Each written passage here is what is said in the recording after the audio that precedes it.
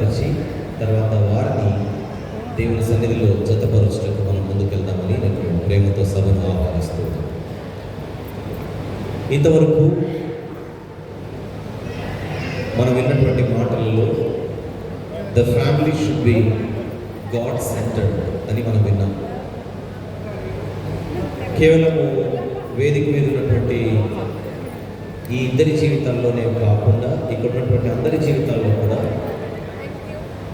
దేవుడే జీవితానికి కేంద్రమైతే ఆ జీవితం ఎంత అద్భుతం ఉంటుందో అని ద్రాక్షారసంతో పోలుస్తూ చాలా అనుభవంతో కూడినటువంటి మాటలు చెప్పి ఉండగా మనం విన్నాం.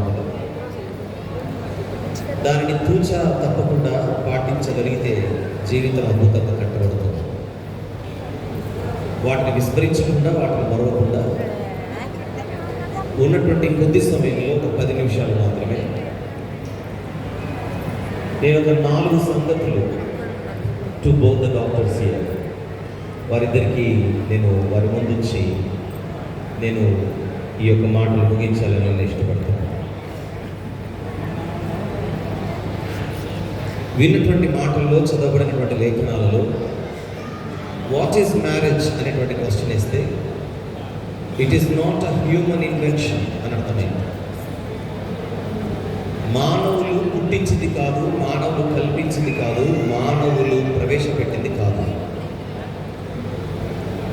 ఇది డివైన్ ఇన్స్టిట్యూషన్ అని సేవకులు తెలియజేశారు. So it is God ordained, it is God designed and God blessed institution. That is the reason it is sacred. అందుకే ఇది పరిశుద్ధం. క్రైస్తవ వివాహాలలో వివాహం అని పిలుస్తారు.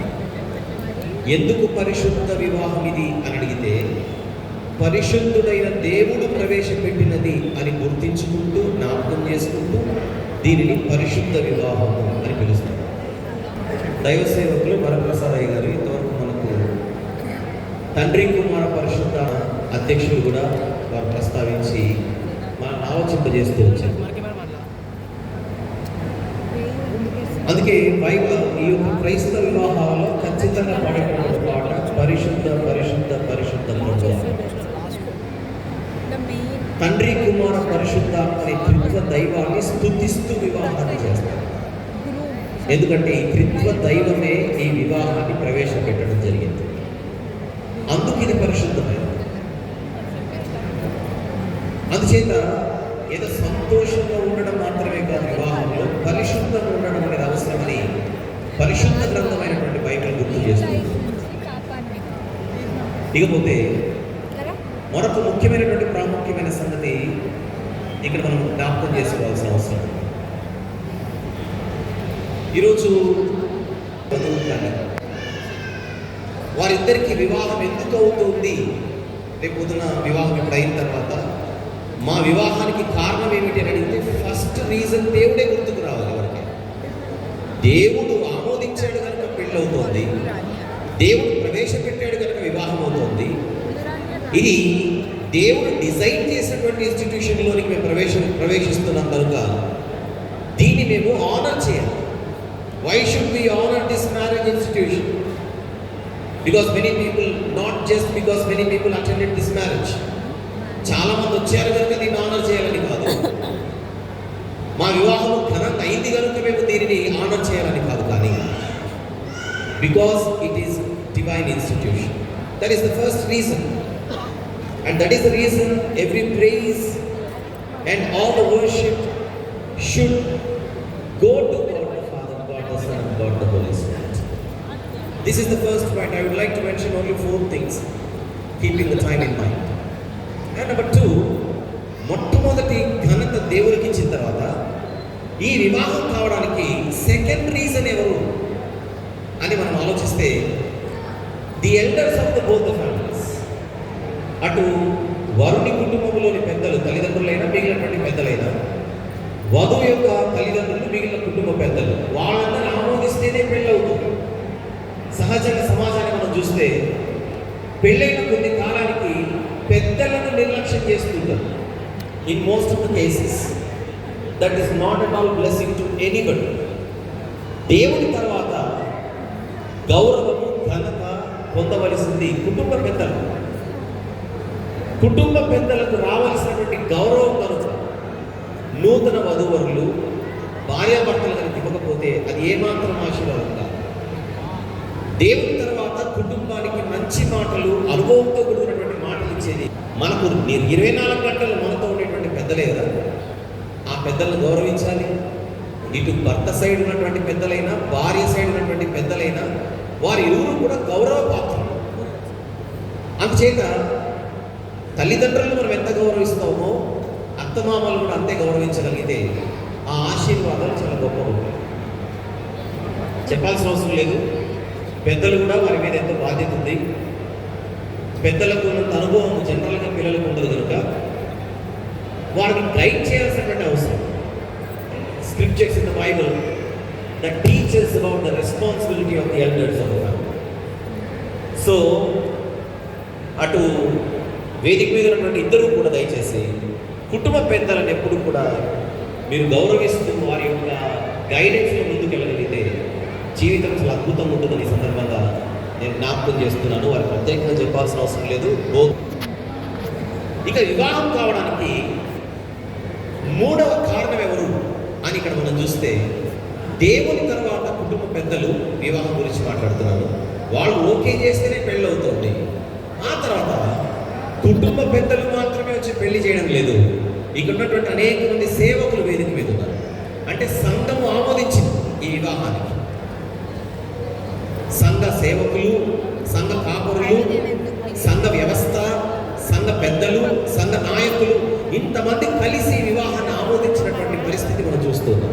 అందుచేత నేను నా కుటుంబం అని మాత్రమే లిమిట్ అయిపోకుండా వధూవరులు భార్యాభర్తలు అయిన తర్వాత దంపతులుగా వారు ఎప్పుడు కూడా సంఘానికి ఎప్పుడు కనెక్ట్ అయి ఉంటారు. సంఘ పెద్దలను, సంఘ నాయకులను, సంఘ కాపురులను, సేవకులను వారు ఎప్పుడు కూడా గౌరవిస్తూ వారి ఆధ్యాత్మిక నడిపింపులో ముందుకెళ్ళగలిగితే జీవితం అద్భుతంగా కట్టబడుతుంది. Spiritual guidance is needed. Only thing we can find spiritual growth in our families. Unless there is spiritual leadership, our families cannot be led properly. అది దయచేసి మనమందరం కూడా గుర్తుపెట్టుకోవాలి. కొంతమంది దేవుని సంఘాన్ని నిర్లక్ష్యం చేస్తుంటారు, దేవుని సేవకులను నిర్లక్ష్యం చేస్తుంటారు. సేవకులు అంటే ఆధ్యాత్మిక జ్ఞానులు. దేవుడు వారికి బృహత్తరమైనటువంటి బాధ్యత అప్పగించబడి దేవుడు వారికి అప్పగించి వారిని నిలబెట్టాడు. ఆ నాయకత్వాన్ని గౌరవించాలి, ఆ నడిపింపును గౌరవించాలి. ఇది 3వ సూత్రంగా దయచేసి భావించవలసిందిగా మనం చేస్తున్నాం. దేవుని తర్వాత కుటుంబ పెద్దలు రోజు మనతో ఉంటారు కనుక వారు నడిపింపులు వెళ్ళాలి. అలాగనే స్పిరిచువల్ లీడర్షిప్ ఎప్పుడు కూడా నెగ్లెక్ట్ చేయకూడదు, ఇగ్నోర్ చేయకూడదు. చాలామంది మందిరానికి రావడం మానేస్తుంటారు, సహవాసానికి దూరంగా ఉంటారు. ఇవన్నీ ఏమాత్రం కూడా హెల్దీ అట్మాస్ఫియర్తో కూడుకున్నటువంటిది కాదు. This is the 3rd point. And the 4th point, 4వ సూత్రం. ఈ వివాహం కావడానికి ఇంతమంది ఓకే చేసిన అమ్మాయిని అబ్బాయి ఓకే చేయకపోయినా, అబ్బాయిని అమ్మాయి ఓకే చేయకపోయినా పెళ్లి కాదు.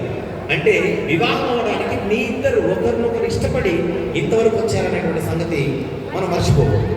అందుచేత నేను ఇష్టపడినటువంటి అమ్మాయి నా భార్య అవుతుంది, నేను ఇష్టపడి చేసుకుంటున్నటువంటి వరుడు నా భర్త అవుతున్నాడు, మేమిద్దరం ఓకే అనుకుని మేము పెళ్లి వేదిక మీదకి వచ్చాం కనుక ఆ రెస్పెక్ట్ ఏదైతే ఉందో, ఆ మ్యూచువల్ రెస్పెక్ట్ ఏదైతే ఉందో that has to take place continuously.